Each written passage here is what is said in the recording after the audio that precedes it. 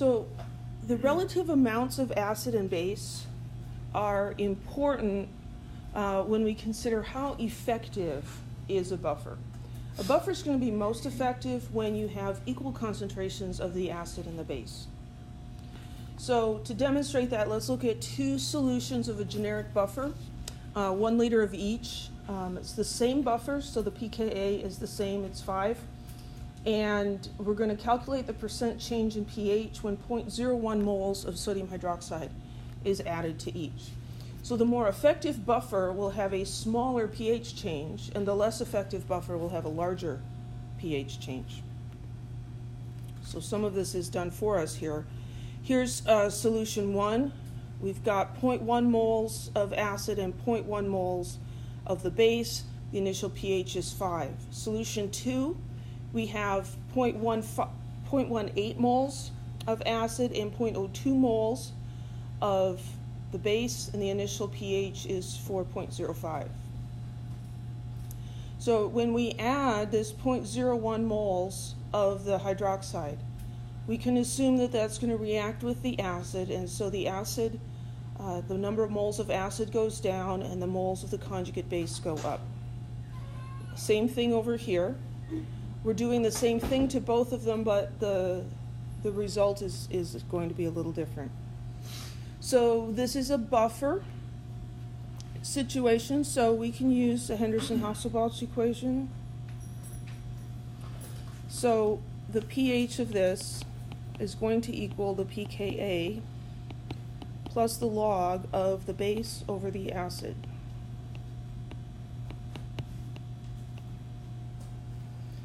Now, this is not corresponding to this equation that we wrote up here. This is referring to the equation for the ionization of a weak acid. Squeeze that in up here. HA goes to H plus A minus. If we were going to make an ice table, that's what we do. But we don't have to do that here. So the pKa is 5.00 because they told us. The log of, so I want the base concentration, that's this one, 0.110. And the acid concentration is 0.09.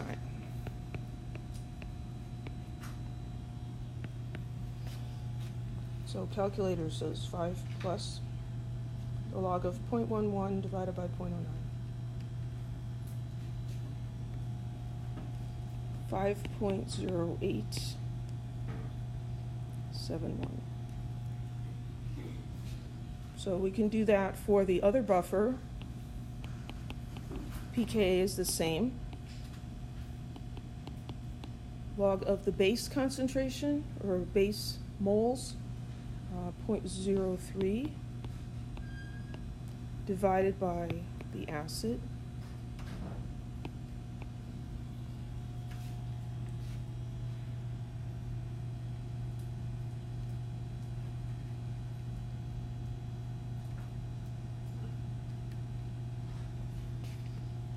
So here the pH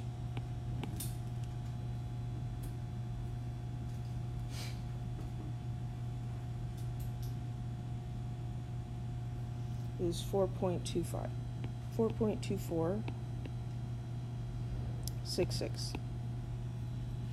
Anybody confirm that I did my math correctly? Yeah. I got the pKa because they told me what it was on the previous slide. Yeah, it's on the previous slide. Okay. Yeah. It's not actually on this slide, but yeah. Good question. Any other questions? So what we're trying to find out here is the percent change in pH, because these started off at different pHs, and pH being a logarithmic scale is really, kind of wacky, and so we can't just look at this and say, oh, well, this one's better than the other. We need to calculate a percent difference. So percent difference, we're going to look at the difference between the two values and divide by the one that's, well, we could do the average, or we could do the one that seems to be like the true value. So let's do percent difference or percent change is our new value here minus our original value. And let's divide it by the original value, because we're looking at how much does it change relative to that initial value.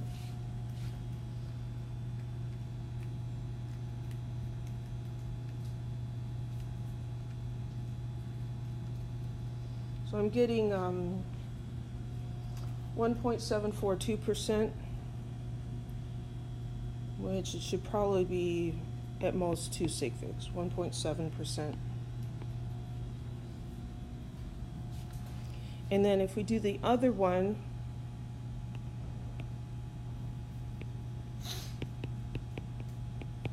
this one's going to be, the initial pH was 4.05 here. So we've got 4.2466 minus 4.05 divided by 4.05 times 100.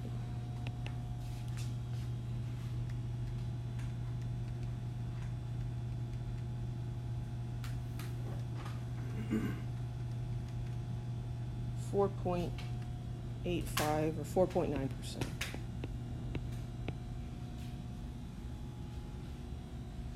So this is significantly higher than 1.7%. This buffer is not as effective. Any questions? This buffer with equal amounts of acid and base is going to be the most effective in not changing its pH.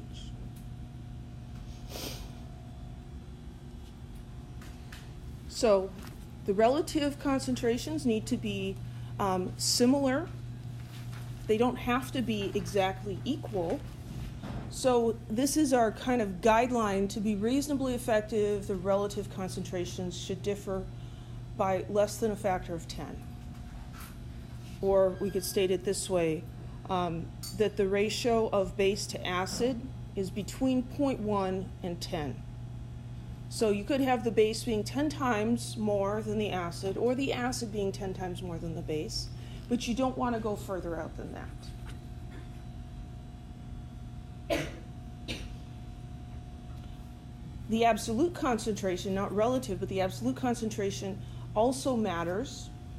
The buffer is most effective when those concentrations are high, when there's a lot of the acid and a lot of the base, rather than just a little bit of each. Because the capacity of the buffer, how much acid or base it can absorb, is going to be related to how much of the buffer is actually in there. So here we're going to do that same generic buffer with the pH of 5, the pKa of 5. But now we're going to look at solution 1 having concentrations that are 10 times higher than solution 2. And again, we're going to calculate the pH change, the percent pH change, this time when we add 0.01 moles of sodium hydroxide. So again, to speed things up, I just copied this from the book. So here we have 0.5 moles each of the conjugate acid and base. Here's 0.05. So we can predict that this buffer is not going to be as effective, that the pH change is probably going to be larger here. Initial pH for both of these is 5. We're adding 0.01 moles of sodium hydroxide. That's going to react with the acid. And so we're going to use these as our initial concentrations of acid and conjugate base. And over here, same process, we just end up with different numbers. So the calculations here are the same. pH is 5.0 plus log of the base concentration over the acid. So for this one, it's 0.51 divided by 0.49.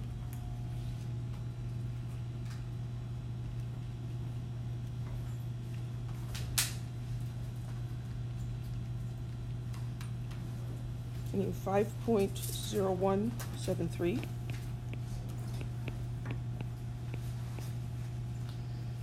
And over here,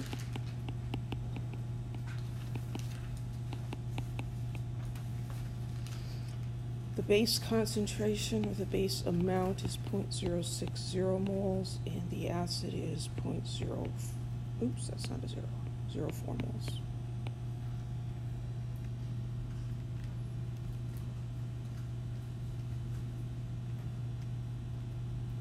.176.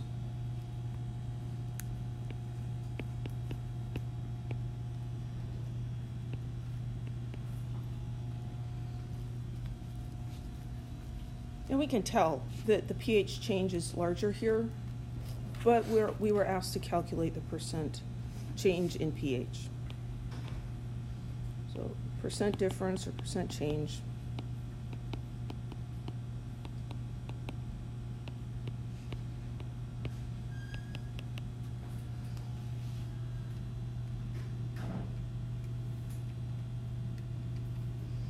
.35%.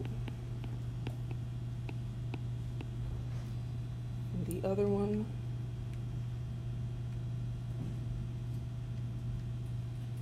.5%.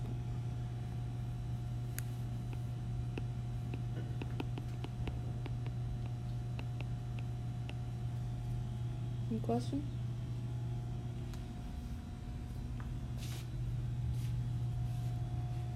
I could write this all out, but we just did it over there, so we can follow that, right? It's kind of like in your lab notebook. You don't actually have to write out every single calculation. You can if that's good for you, that's fine. But if you show one example, then if we do the same sort of calculation on another trial or a different situation, we'll assume that we're using it in the same way. So this one is less effective. Any questions?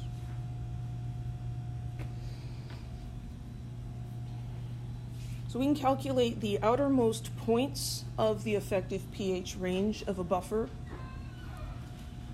When you have equal quantities of acid and base, the pH of the buffer is equal to its pKa.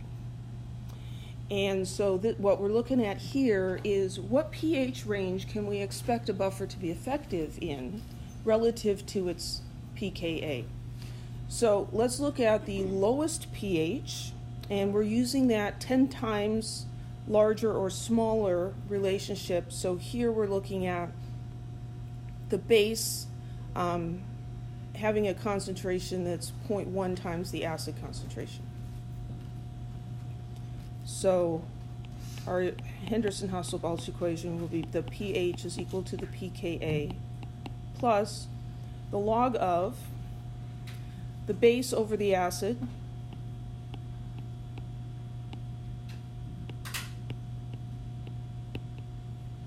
well, we don't have actual numbers here, but we have relationships. So the base is equal to 0.1 times the acid, and then I still have the acid in the bottom. So acid concentration cancels out. So then I need to know what's the log of 0.1, and that is -1. So this one gives me that the pH is equal to pKa minus 1.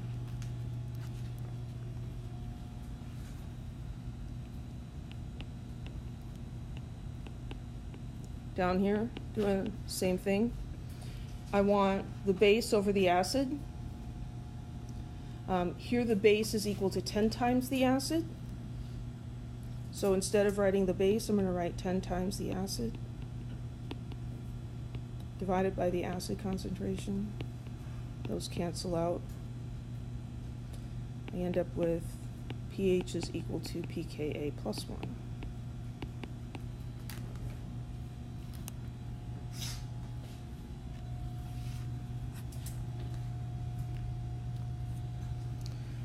So a buffer is most effective when the relative concentrations of acid and base are within a factor of 10. Using that as a guideline, we can calculate that the buffer is most effective when the pH is within plus or minus 1 of the pKa. So that lets us know that, oh, well, if I wanted to make a a buffer that has a pH of 3, then I shouldn't use a weak acid that has a pKa of 5, because it's not going to be within that range. Any questions? So the effective range is 1 pH unit on either side of pKa. It'll be most effective when the pH is equal to the pKa, and you can alter the pH by changing that ratio of base to acid.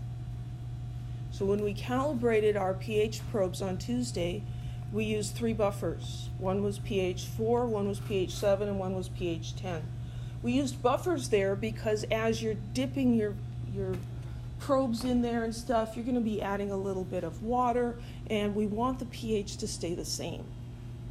So those solutions used different weak acids to make them, because the pHs were significantly different, so the pKa's have to be different. So this is a sort of question we should be able to answer. Which acid would you combine with its sodium salt to make a solution buffered at pH 7.35? We're given a short list to choose from, these guys over here. So what are we looking for? We're looking for something with a pKa that's as close as possible to the pH that we want. So this is kind of a no-brainer. Which one is it? HClO, right? This is the one we want to choose because its pKa is very close to the pH that we want. Any questions about that? If you have 500 milliliters of a 0.1 molar solution of the acid, what mass of the corresponding sodium salt do you need to make the buffer? Now this is a more practical kind of question than we've been asked before. So we can use the Henderson-Hasselbalch equation to solve this because that uses the pKa, the pH, and the initial concentrations, meaning the concentrations that we put into the solution, not the equilibrium concentrations. So what you add is an initial concentration. So let's pull out the Henderson-Hasselbalch. Hasselbalch. It's such a mouthful. pH is equal to pKa. And David Hasselhoff. It's just Hasselbalch, Hasselhoff. Yes. Base over acid.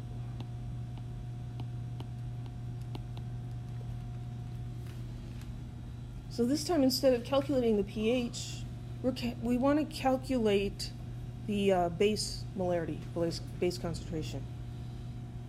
So we've got our pH. We could rearrange this before we put the numbers in, but these more complicated problems, oftentimes it's actually better to just put the numbers in. So we've got 7.35 is equal to, our pKa is 7.54, plus the log of the base concentration, that's what we're trying to find, divided by the acid concentration. And the acid concentration is 0.10.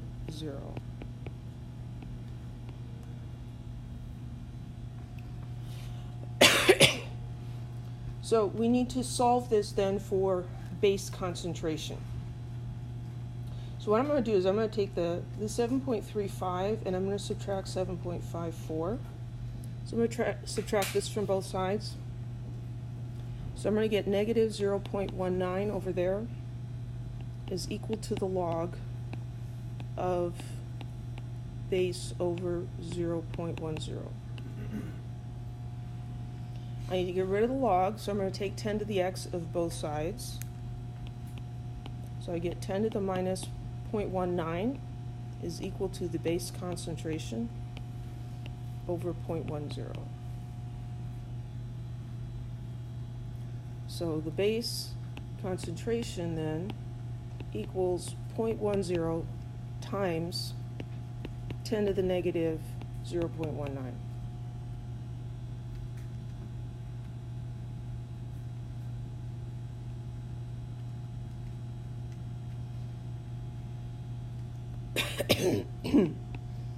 So I'm getting 0.06456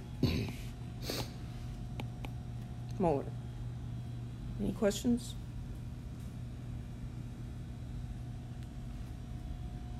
Does that seem like it's a reasonable number? It's less than 10 times smaller than the acid concentration, so it's reasonable. Is that the answer to our question? No. This is what the concentration needs to be, but we need to know how much of it to add. So this goes back to more Chem 1A stuff. So that's the concentration, and I have a volume, so 500.0 milliliters.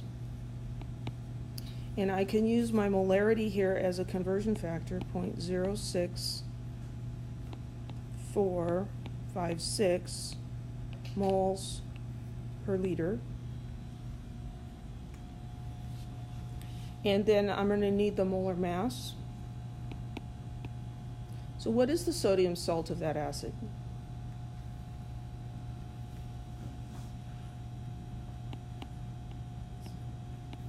Sodium hypochlorite. I take the acid, I get rid of the H, and I put this Na in there instead.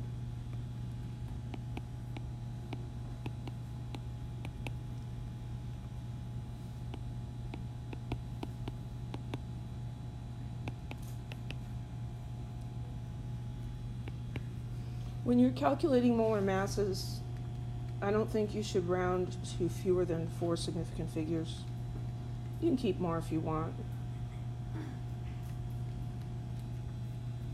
74.44 grams over moles. So then in here, I'm going to have moles in the denominator, grams on top, 74.44. Are my units all going to work out? No. I could go to millimoles here, put a milli here and a milli down there, and then the milliliters would cancel. But then over here, I've got some issues as well. What mass? They're probably wanting to know grams, not milligrams. It doesn't specify, so you could answer in milligrams. So there's a couple of ways you could fix that. You could add in a term to convert, or you could say, well, 500 milliliters is 0.5 liters. Or instead of milli here, you could write times 10 to the minus third and stick it in your calculator like that. So I'm going to do it that way. 500 EE negative 3 times 0.06456 times 74.44 equals syntax error 3. Yeah, somehow I didn't get a times sign in there. 2.40. So the answer is going to come up here. 2.4029, which I'm going to round to 2.40 grams.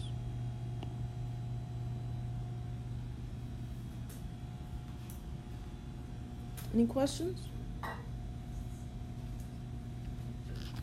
So what this is describing is I've got a 0.1 molar acid, weak acid solution. I've got a liter of it.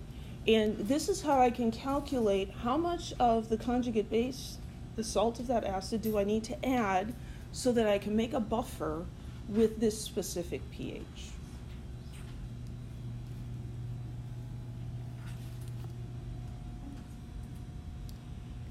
So buffer capacity can be described as the amount of acid or base you can add to a buffer without causing a large change in pH.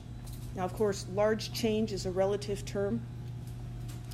The buffer capacity will increase with increasing absolute concentrations, higher molarities of both, and it will also increase as the relative concentrations become more similar to each other. But sometimes a buffer is needed for a particular situation where we know that it's going to be acid that's going to come in that we need to neutralize, or we know it's going to be base. And so if we know what the threat to the pH is, then we can weight the buffer towards that so it has more capacity for acid or more capacity for base. Any questions?